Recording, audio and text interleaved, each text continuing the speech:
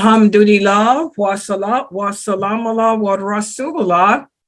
Welcome to our series of the book. And this is the book. The book is written by Sheikh Muhammad Saeed Atli. And this has become one of my favorite classes to teach here to you guys, because it's teaching you about the Quran, how the Quran addresses all aspects of our lives, you know, and you can really see that the Quran is the book of Allah, meaning his words, his speech to us, because he's addressing things that man, even back in those days and even today still does not have knowledge of. The oceans, how the fresh water meets the salt water, how the earth is round, not flat. You know, how the night separates from the day, how the sun and the moon together keep the earth in its orbit. Okay, how the mountains hold the earth firm and keep the earth from going out into space. You know, when you look at all this, especially for the dark ages, this was in the 8th century, when man didn't have the science, the knowledge of science that man has today. It only helps you to really see that Allah is the creator, and that the Quran are his words indeed to us. And today what I want to speak about is how the Quran addresses animals, and also, it's really a coincidence, also the etiquettes. There are certain etiquettes that we must adhere to when we read the Quran. And it's really amazing that we're going to talk about this, because we were just speaking about that video of the brother calling the adhan. Even when it comes to reciting the adhan, there are certain etiquettes that we have to follow. Well, today we're going to speak about the etiquettes that we need to follow in reading the Quran. And also we're going to speak about how the Quran addresses animals. For example, Allah has created many things, including animals. And Allah tells us in the Quran that he created these things to service us. And not only did he create them to provide a service for us, but also he created them in hopes that we will give thanks to Allah for creating them for us. For example, the crow. Allah sent the crow. By the way, remember the story of Adam. I'm going to do the story of Adam after Ramadan. Adam's 2 sons.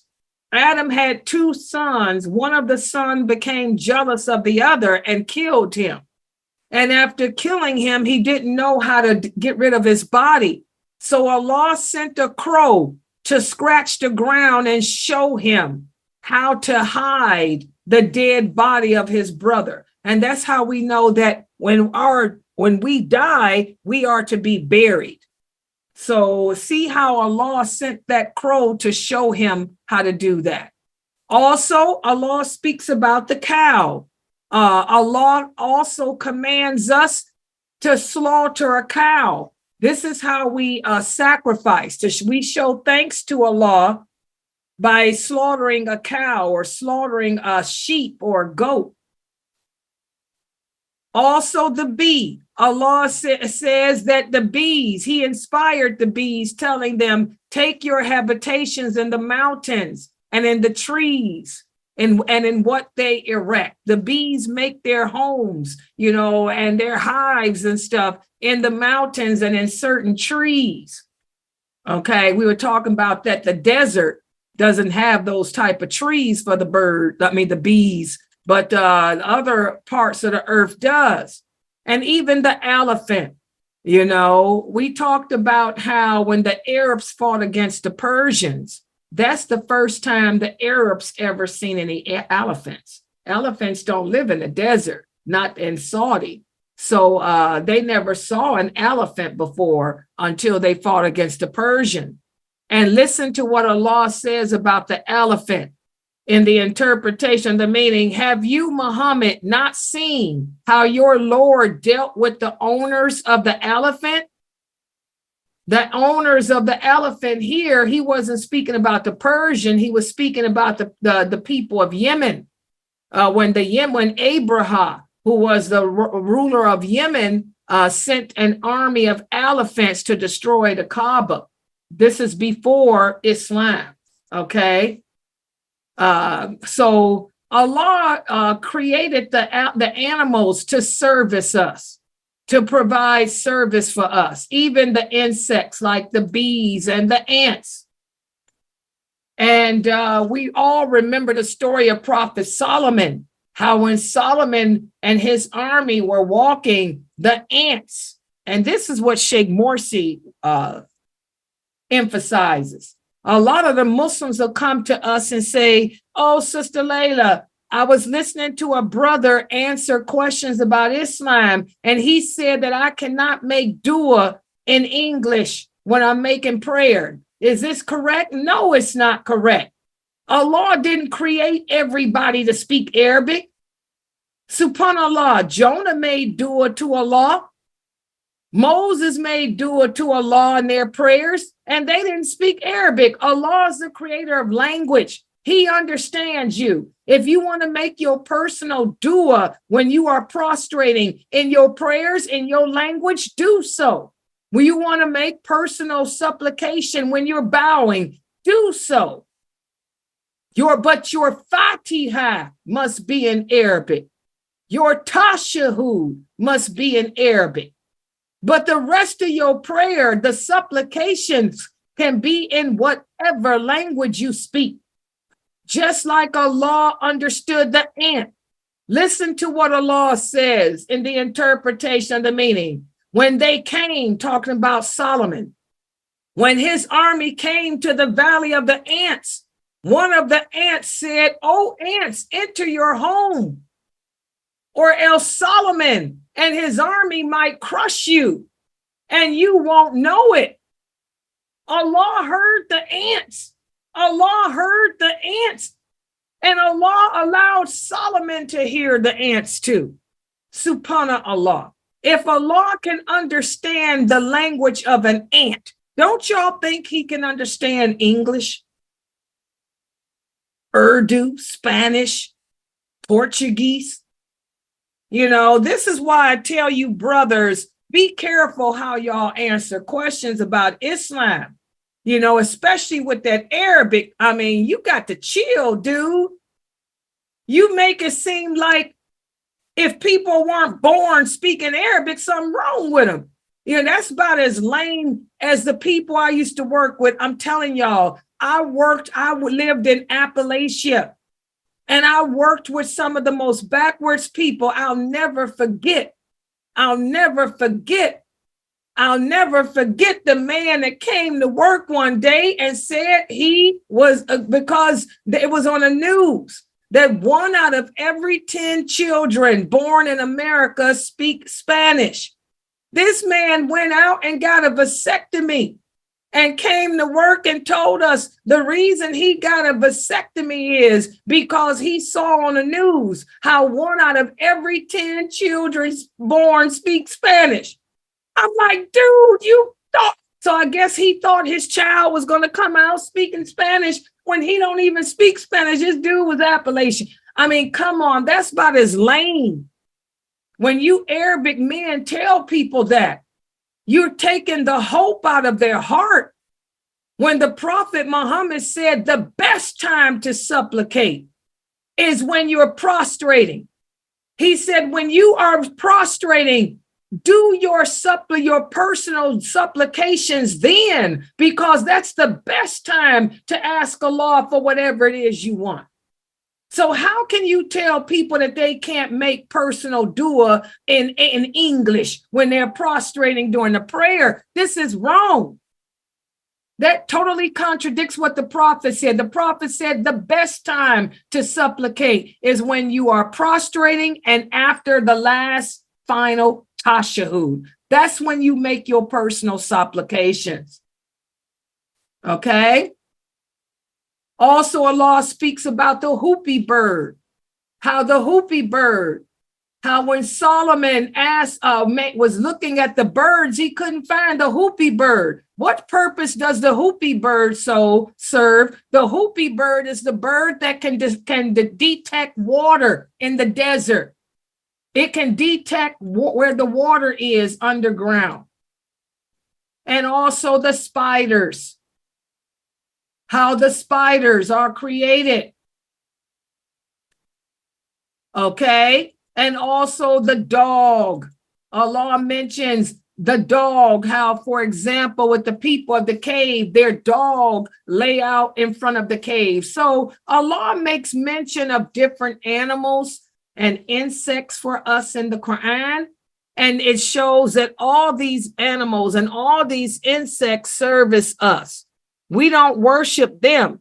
They all service us. Okay? And this is why when you guys come to me and ask me about being a vegetarian, I get a lot of Muslims. I know we're all into being healthy nowadays, eating right. Eat organic. I agree. Eat organic. Be careful. Make sure that you eat the best. So a lot of Muslims will come to me and say, Layla, can I be a vegetarian? Astaghfirullah. No. If you choose to not eat meat, that's your business. But to be a vegetarian, vegetarians believe that eating meat is bad and dirty. They believe that it's an injustice to the animals. We can't make use of their fur either. This totally contradicts Islam, because Allah tells us in these verses I just went over, that he created these animals to serve the purpose of providing food, shelter, and clothing for us. The vegetarian's ideology contradicts Islam. And the Prophet Muhammad ate meat. By the way, guys, let me share this with you. In the desert, it gets cold at night. What do y'all think Aisha wore at nighttime? Anybody want to know? Camel skins. Not camel skins. Sheepskin. Not even sheepskin. Aisha's favorite coat was made of wolf. Oh. She had a beautiful wolf skin jacket. Hello. Just like Layla, y'all know I love my foxtail. I got a beautiful red foxtail jacket that I wear. Everybody loves my foxtail fur. I didn't have to wear it this year. This was the warmest winter we've had in Cleveland. I didn't have to pull out my foxtail. Aisha had a wolf skin. She had a nice wolf skin jacket that she wore, and on the cold nights. Wolf skin. I say, you go, girl. Wolf skin. She loved her wolf skin like I love my foxtail. Hello. Foxtail's my favorite. I got a red foxtail jacket. Yep. Got it on sale for a nice price. Yep. So yeah, Aisha wore wolf skin. I said, that's just like me with my foxtail. They the same family. Wolf and fox, they the same family. Of course, red. Aisha's favorite color was red. The red family. She liked red and pink. Like me, I love red. I like red and black. Yep. So anyway, guys, Allah, so this is what I'm saying, that vegetarian belief, it goes against Islam, because Allah says he created the animals to service us, to provide food, clothing, and shelter for us. Okay? And even Allah speaks about the frogs and the grasshoppers and lice. He says we sent on them the flood, the locusts, the lice, the frogs, and the blood as a succession of manifest signs, yet they remain arrogant and they were people who were criminal. Who's Allah talking about here? Anybody? What people is he talking about he did this to? Anyone? It was Pharaoh and his army and The Jews. Egyptians, the Pharaoh. This is during the time of Moses, when they went through the flood, the locusts, the lice, the frogs, the blood, and they still rejected Allah. And also Allah speaks about the whale. The whale engulfed him while he was blameworthy. Who is Allah speaking about here? When he says the whale engulfed him while he was blameworthy. Who is Allah speaking about? Job. Nope. Not Job. Anyone else? Jonah. Yeah. What was he blameworthy of? What did Jonah do for Allah to cause the whale to engulf him? Failed to speak up.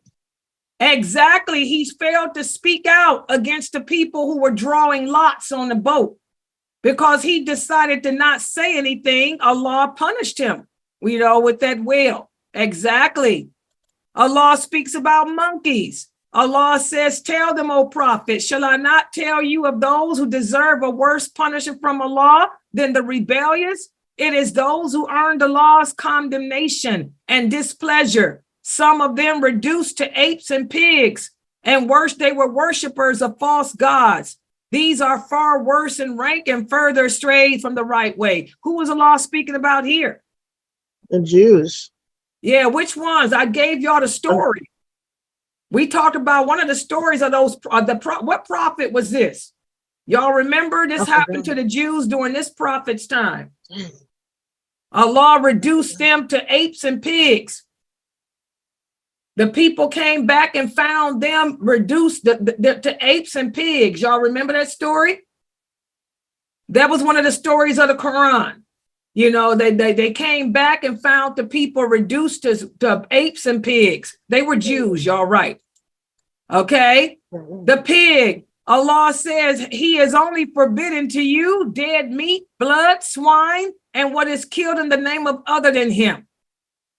Unless a person is driven to necessity. That's why I was telling y'all, necessity. If we're compelled by a necessity, that's the rule of necessity, even with the interest.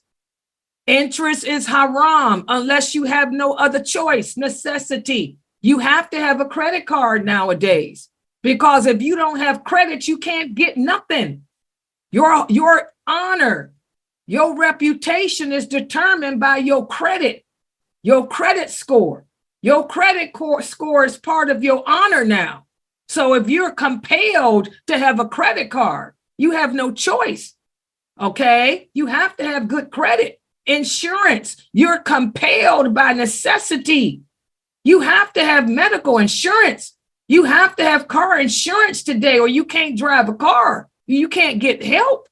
So if you're compelled by necessity, not by desire, nor exceeding immediate need. This is the verse of the Quran. The pressing need that I'm always teaching y'all, the exception is the pressing need. Here it is. Compelled by necessity, not driven by desire.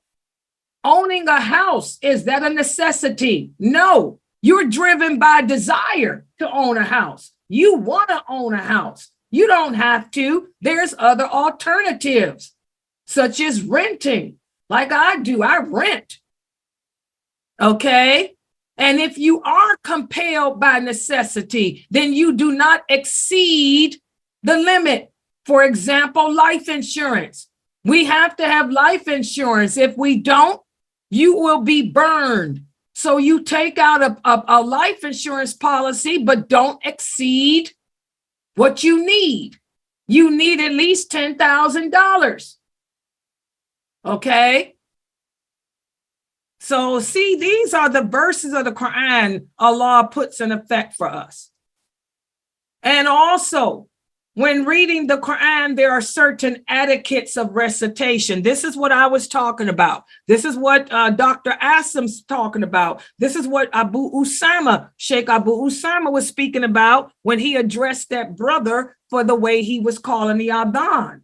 It's not so much the swag he had, The brother's swag was okay. The brother's rhythm was okay.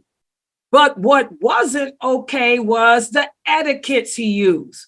The certain etiquettes, the etiquettes of reciting the words of Allah that the Prophet laid down for us. Okay? And when it comes to reading the Quran, there are certain etiquettes. For example, your intention. Is your intention to do it for Allah? Allah says in the Quran, in the interpretation, the meaning, and they were not commanded to do anything except worship Allah out of sincerity to Him. So if you're going to read the Quran, you have to do it with the sincere intention of trying to learn about Allah or to recite His words for the sake of Allah. Was that brother showing off? Was the Wakanda Adhan? Was that brother showing off? Or was he making the Adhan with the intention of pleasing Allah? Also, we should say, A'udhu billahi minash shaitanir rajim, before we read the Quran. Why? Because this will keep your personal jinn from causing you to misconstrue the meaning of Allah's words. And also we should say, Bismillahir Rahmanir Rahim, when we begin any new surah except for Al-Tawbah. And why? Brother Mukhtar taught us why. Why is it that we do not begin a Tawbah with Bismillahir Rahmanir Rahim? Why is that surah one of the only surahs that doesn't begin with Bismillah? Why is it? Anybody remember from Brother Mukhtar's class? He taught y'all that last week. Why is it that Tawbah doesn't begin with it? Go ahead. Because Allah's talking to the unbelievers. Exactly. This is when the people embraced Islam. This is when the delegations embraced Islam. And Allah was speaking to the unbelievers. Exactly. Good job, Ifti. Okay. But for any other surah in the Quran, we begin with Bismillah. That's why Dr. Asim is big on that. Okay. And also when you recite the Quran, you should contemplate, reflect, as Dr. Asim says, reflect upon the words. That's what reflections of the Quran, our class that's taught by Dr. Asim every Saturday, is about. Reflecting with humbleness, focusing, putting your heart in tune with Allah. What does salat mean? What is the Fusha meaning? The true classical Arabic meaning of the word salat. Dr. Asim taught us that. What does it mean, guys? You're not going to hear from these other speakers because they don't speak Fusha. What does salat mean? Anybody remember what he gave us the meaning of? Amina Fresno probably remembers. What does salat mean? It doesn't mean prayer. What does salat mean? It means connection to Allah. It means connection to Allah. That's the true meaning of the word salat. It means connection to Allah. It does not mean prayer. We say prayer. It means connection. You are connecting to Allah. So we have to connect to Allah in our heart when we read the Quran, because these are the words of Allah. And also when reading the Quran, you should be pure. One should not say the words of Allah without removing, first of all, your major impurity. Now, let me talk about this right here. I just realized he put this in his book. This is my old man. My old man. We've been down this road together. I just realized my old man put this in his book.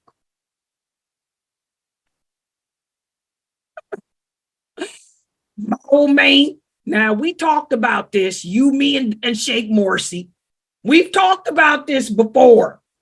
Y'all know that there's some of the scholars, particularly the Saudi scholars, they have this view that when you recite the Quran, you cannot be on your menses. You got to be in a state of purification. Well, They got their dalil, but I got some better dalil.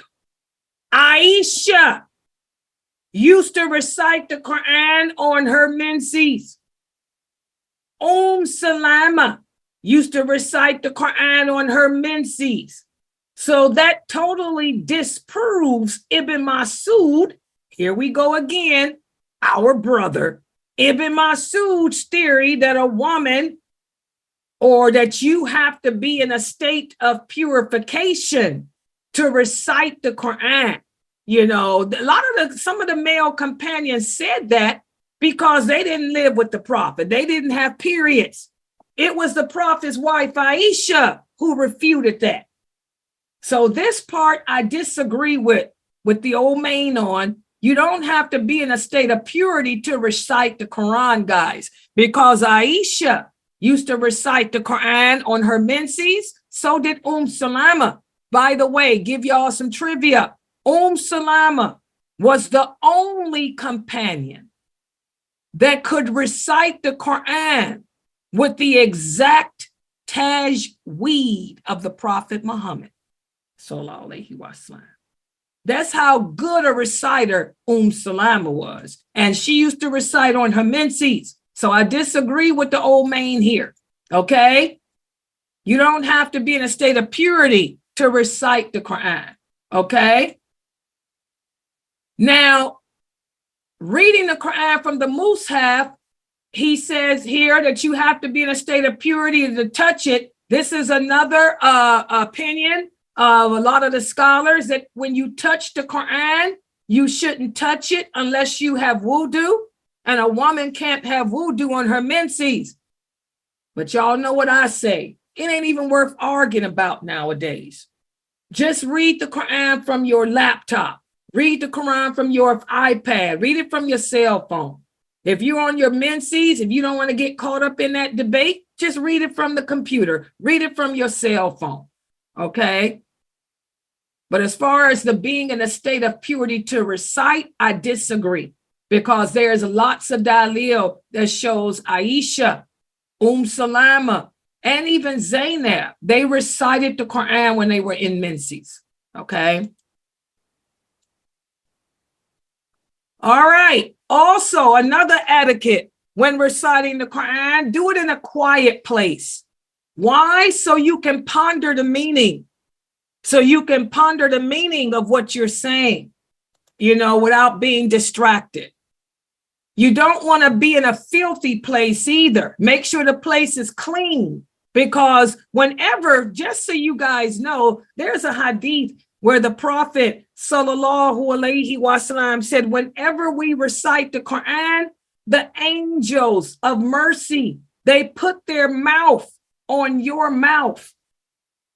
They put their mouth on our mouth, guys, when we're reciting the Quran. So you want to attract the angels of mercy. The angels of mercy do not come around you if you are in a filthy place. They do not come around you when you are in a filthy place. Okay, so keep your home clean, because when you're reciting the Quran, the angels put their mouth on your mouth. Okay. And also, it's recommended, it's not an obligation, but it's recommended to prostrate when you read or listen or hear one of the verses of prostration. For those of you who join the morning reminder with Dr. Jamali, whenever they get to a verse of prostration, you will see he'll put the Quran down and he prostrates, and he'll prostrate when they get to that verse. This is a recommendation, not an obligation. So those are some of the etiquettes. And also, you want to read the Quran, recite it at a slow, even pace, pausing at the end of each verse. The Prophet didn't do like a lot of you Bantus do. Y'all choo-choo train that Quran. That's disrespect. We don't disrespect the words of Allah by being a choo-choo train through them. You read it slowly, like Sister Yasmin does, slowly and stop and pause at the end of each verse for a minute. That's the way we read the Quran. Or like Sister Faiza does, slowly, and they stop at the end of each verse. Okay? You don't disrespect the Lord's words by and y'all just go on and on and on and on. Y'all, if you come in this website, Layla's gonna stop you.